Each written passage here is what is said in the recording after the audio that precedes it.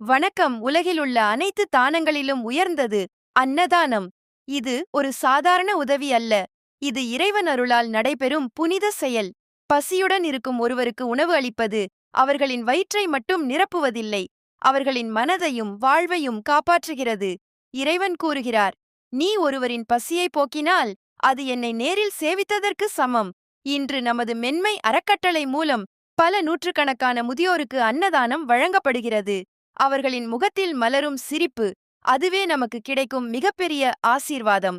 இந்த புனித சேவை தொடர்ந்து நடைபெற உங்கள் ஆதரவும் ஒத்துழைப்பும் மிகவும் அவசியம். ஒரு கை உதவினால் 100 உயிர்கள் வாழ முடியும்.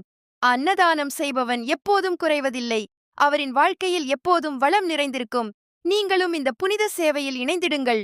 உங்கள் உதவி ஒருவரின் வாழ்வை மாற்றும். நன்றி. வாழ்க வளமுடன்.